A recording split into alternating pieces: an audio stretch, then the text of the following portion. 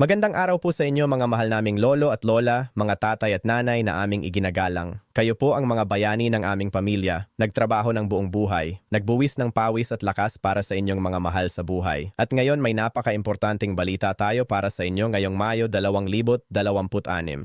Ang inyong pinaghirapang benepisyo, ang inyong pensyon at ang espesyal na cash gift na 2,000 ay paparating na.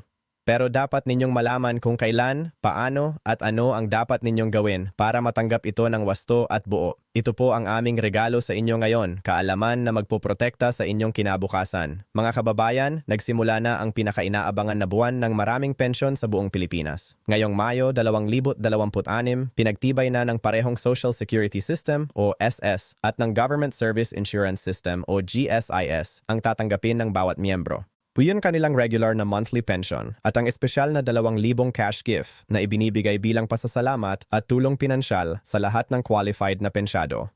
Ano ang 2,000 cash gift? Ang 2,000 cash gift ay isang espesyal na one-time benefit na ibinibigay sa mga aktibong pensyonado ng SSS at GS. Hindi ito basta-basta regalo. Ito ay isang karapatan ng bawat pensyonado na nakakatugon sa mga kinakailangan. Para sa SS, ang cash gift ay karaniwang ibinibigay kasabay ng pensyon sa buwan ng Disyembre. Ngunit dahil sa ilang administrative adjustments ngayong 2026, may bahagi ng disbursement na inilipat at kinukumpirma para sa Mayo 2026 cycle para sa mga nalagpasan o hindi natanggap nung nakaraang cycle. Para naman sa GSIS pensyonado, ang cash gift ay opisyal na bahagi ng kanilang taunang benepisyo. Kumpirmado ng GSIS na ang mga pensyonadong nakakatugon sa ASYOP o Annual Confirmation of Pensioners Requirement ay matatanggap ang kanilang 2,000 cash gift kasama ang kanilang regular na pensyon ngayong Mayo 2026. Bakit Mayo 2026 ang mahalaga? Ngayong buwan, dalawang bagay ang nagtatagpo para sa kapakanan ng ating mga pensyado.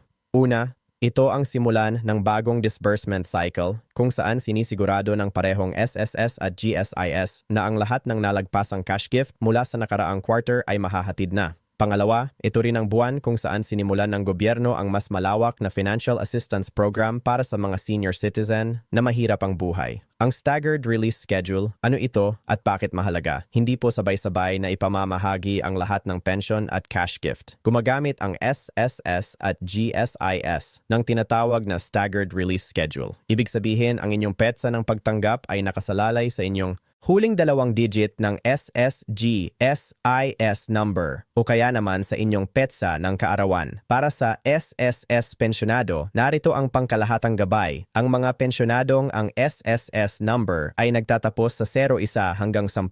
Matatanggap ang pensyon sa unang linggo ng Mayo mula ika-2 hanggang ika-end. Ang mga nagtatapos sa 11 hanggang 22 linggo mula ika-8 hanggang ika-1. Ang mga nagtatapos sa 21 hanggang 30 linggo mula ika-15 hanggang ika-19 ang mga nagtatapos sa 31 hanggang 40 pataas, ika-4 na linggo, mula ika-22 hanggang ika-26 ng Mayo. Para sa GSIS pensyonado naman, ang disbursement ay nakabatay sa inyong petsa ng birthday or sa inyong nakatalagang pension payment date. Karaniwang natatanggap ng mga GSIS pensyonado ang kanilang benepisyo sa pamamagitan ng kanilang GSIS e-card plus o land bank account ng direkta. Paano matatanggap ang pera? Merong 3 paraan ng pagtanggap. Una, ang direct credit sa bank account.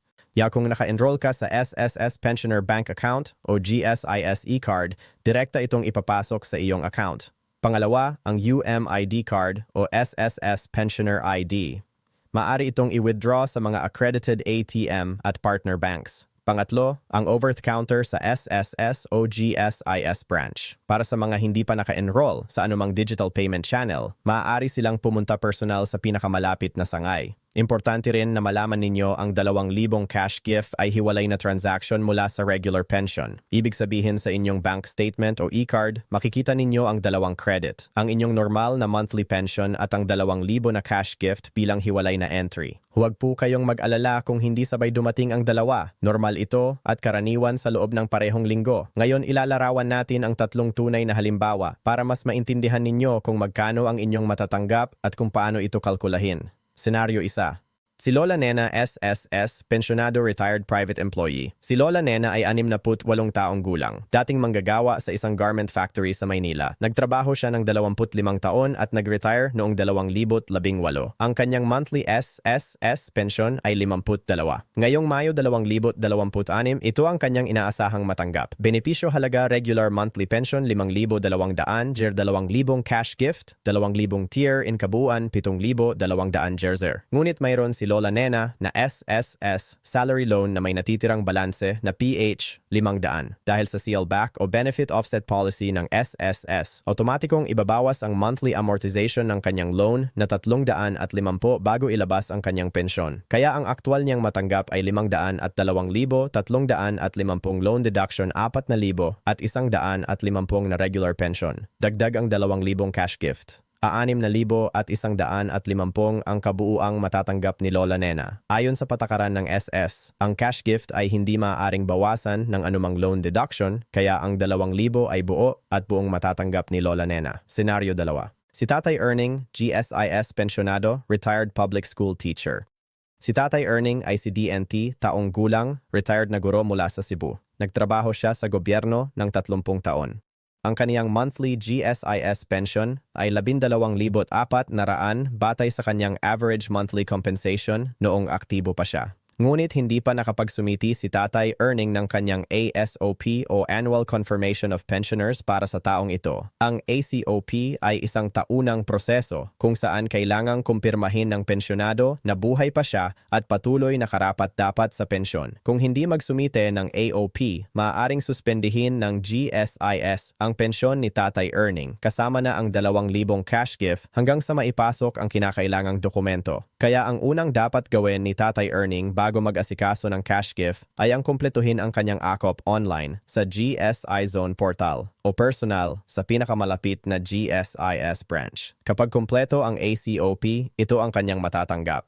Benepisyo halaga regular monthly GSIS pension 12,400 piso, cash gift 2,000 kabuuan, 14,400 senaryo 3. Si Lolo Carding, bagong SSS pensionado, nagsimula ng pensyon noong Enero 2026. Si Lolo Carding ay 61 taong gulang at nagsimulang tumanggap ng SSS pensyon noong Enero 2026 lamang. Ang kanyang monthly pension ay 4,800. Ang tanong niya, karapat-dapat ba ako sa 2,000 cash gift kahit bago pa lang akong pensyado?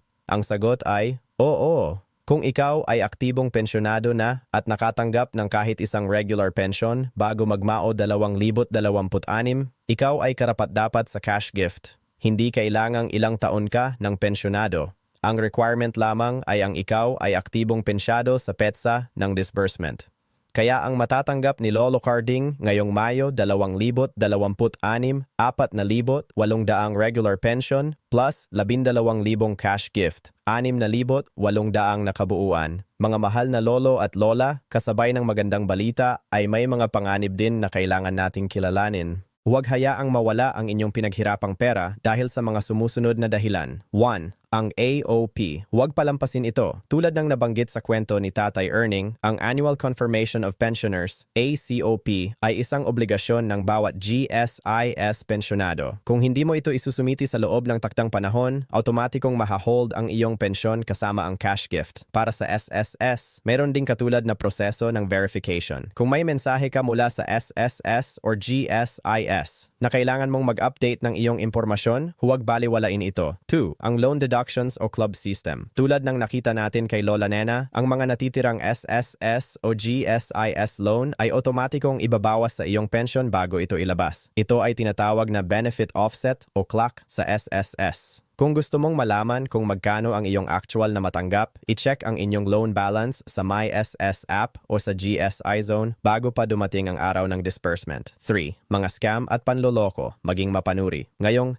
try panahon ng pension disbursement, laging dumadami ang mga scammer. Narito ang mga babala. Huwag kailanman ibigay ang inyong SSS number, GSIS ID number, OTP, one-time password o PIN sa sino man kahit sinabi nilang empleyado ng SSS o GSIS sila. Ang tunay na empleyado ng SSS o GSIS ay hindi kailanman hihing ng inyong password or OTP sa telepono or text message. Kung may tumatawag sa inyo na nag-aangkin na mula sa SSS or GSIS at humihiling ng personal na impormasyon, ibababa ang telepono at mag-ulat ka agad sa opisyal na hotline ng SSS 02-1455 o GSIS 02-88474747. 4. Hindi natanggap ang cash gift. Ano ang gagawin? Kung lumipas na ang inyong inaasahang disbursement date at hindi pa rin dumating ang inyong 2,000 cash gift, huwag magpanic. Maaaring dahil ito sa mga sumusunod, may pending na verification ng inyong account, may loan na kailangang i-reconcile, o may minor na technical issue sa pagpapalit ng payment channel. Ang solusyon, personal na pumunta sa pinakamalapit na SSS o GSIS branch na may dalang inyong valid ID at pension card para ma-verify ang status ng inyong disbursement. Para sa ating mga lolo at lola na komportable sa teknolohiya, mayroon kayong napakakapakipakinabang na mga digital na kasangkapan. Para sa SS Pensionado, ang MySS app at Portal I, download ang MySS app sa inyong smartphone, available sa Google Play Store at Apple Store, or bumisita sa mi.tuldok.ss.tuldok.gov.ph. Sa loob ng app, maaari ninyong tingnan ang inyong monthly pension disbursement status, malaman kung kailan ang inyong susunod na release date, i-check ang inyong loan balance para malaman kung magkano ang ibabawas sa inyong pensyon, makita ang inyong payment history pa lahat ng natanggap na pensyon at benepisyo para sa GSIS Pensionado, ang GSI Zone Portal. Bisitahin ang GSIS GOVEDP page PH at mag-login sa GSI Zone. Dito maaari ninyong isumiti ang inyong ACOP online nang hindi na kailangang pumunta pa sa branch.